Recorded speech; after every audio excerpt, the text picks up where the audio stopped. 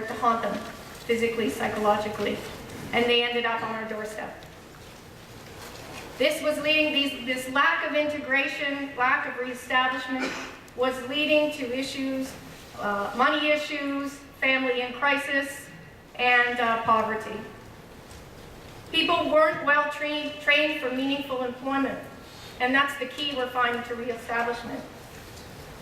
Prior to April 1st, 2006, Veterans Affairs did not have their own rehabilitation program, or more importantly, the financial support to help someone while they were going through a retraining process. People were not able to live on the disability pension check alone. In most cases, it's nowhere near enough to live on in and of itself. And so we had to make a change. So let's talk a little bit about what was and then about what is. So prior to April 1st, 2006, we had disability pensions, which were provided for service-related injuries.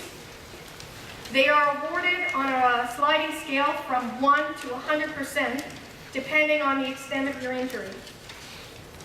And with that disability pension goes the related health care benefits, and they're the same before as they are now, so I'll speak of them in the present tense. We have the Veterans Independence Program, which is a home health program that helps with things like housekeeping and grounds maintenance if you can't perform those activities because of a service-related disability. We have treatment benefits that are provided to you if you need them because of your service-related disability. And finally, if you can't remain in your own home and need to go into care in a facility because of a service-related disability, we will pay for that care. So that's what we had before. We also had case management, which is a service provided by our frontline staff to help people who are faced with overwhelming issues to break those issues down into manageable chunks, set goals, and move forward. It's a very key aspect of what we have done in the past and what we continue to do now. So now, since April 1st, 2006, in addition to the healthcare programs, we have the Career Transition Service, which, as the CMP said, is a service delivered by contracted experts. Right now, it's right management. It's available to everyone within 2 years of release to assist with things like resume writing, career choice determination, and interview preparation. We now have our own rehabilitation program.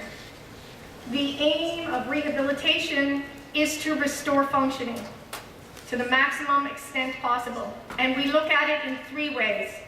We look at it physically, helping you to get as physically well as you can. We help you in what we call a life management way, which is to help you to adjust to the disability that you are left with. And wherever possible, we will retrain you to a different career. We now have the Disability Award. In lieu of a monthly disability pension, we have a lump sum disability award, which recognizes the pain and suffering that's incurred for a service-related injury. The same grades apply now as did before. They're awarded from 1 to 100%, sliding depending on the nature and extent of the disability.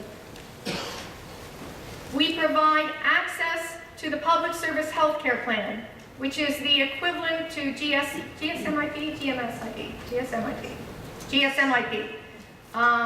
For those people who are unable to opt into that program upon their release, who find themselves in need of our rehabilitation program, we offer them the opportunity to opt into the equivalent, which is the Public Service Health Care Plan. It provides extended health care coverage to yourself and to your family. We have the earnings loss benefit, which is the financial support which accompanies people who are in our rehabilitation program and until 65 if they can't be gainfully employed. It provides 75% of their at-release income to financially support them. We have the permanent impairment allowance, which is a monthly allowance provided to recognize the diminished career potential that a service-related injury incurs. We have the Canadian Forces Income Supplement, which is income supplement provided to people who have completed our rehabilitation program, are ready to work, but haven't found a job yet.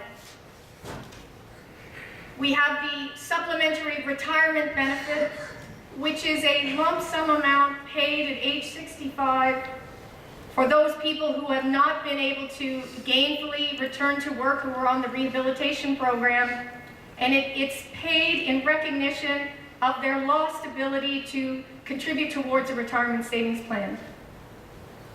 And finally, the new Veterans Charter benefits provide greater access and support for families.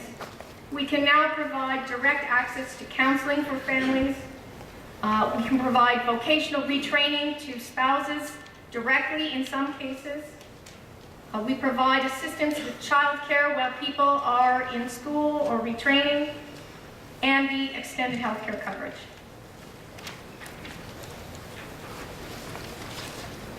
As was mentioned by the CMP, when the new Veterans Charter was rolled out, it was always with the understanding that the benefits and services would be periodically reviewed and modified in order to continue to be relevant to the needs of modern-day veterans.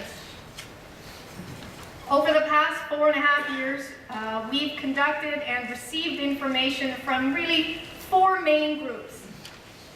The Ombudsman's Office, Veterans Affairs Ombudsman, the veterans organizations, clients, and VAC staff. And there's really 4 main areas of criticism that I would bring to your attention. The first is the payment of a large sum of money all at once may not be the best choice for some people. Second is that 75% of income at release may not be sufficient to live on if you're injured at the beginning of your career, or if you were released many years ago when salaries were lower. My daughter was injured. She was 19 years old in her 2nd year with the military. She was a cadet at RMC, making 16 grand a year. Fortunately, she was able to work her way through. It took her about a year to get well. But if she had not been able to do that, upon release, we would have paid her the equivalent at that time of a senior private salary, but not very much to live on for the rest of her life. The third area is that there's been criticism that the benefits available to those most seriously injured are insufficient. And finally, a criticism that our service delivery machinery, for lack of a better word, is inefficient. We don't process benefits and services as quickly or as efficiently as we might be capable of. So in response to that, you'll see that the government's moved forward with a number of things, which I'll outline to you now.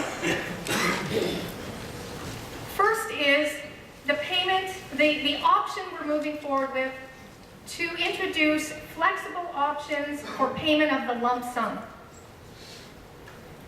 We have a bill currently moving through the House of Commons which will request that that the lump sum payment can be paid either as one lump sum, as a series of annual installments, or a combination of both. That can be changed at any time. As well, in this bill that's currently moving forward is the improved access to the permanent impairment allowance for those most seriously injured. When we brought in the new Veterans Charter, I don't want to say it was an oversight, we did not think of the possibility that we would have clients who were both disability pension and disability award recipients. So the new Veterans Charter referred, this permanent impairment allowance referred only to clients who were in receipt of a disability award.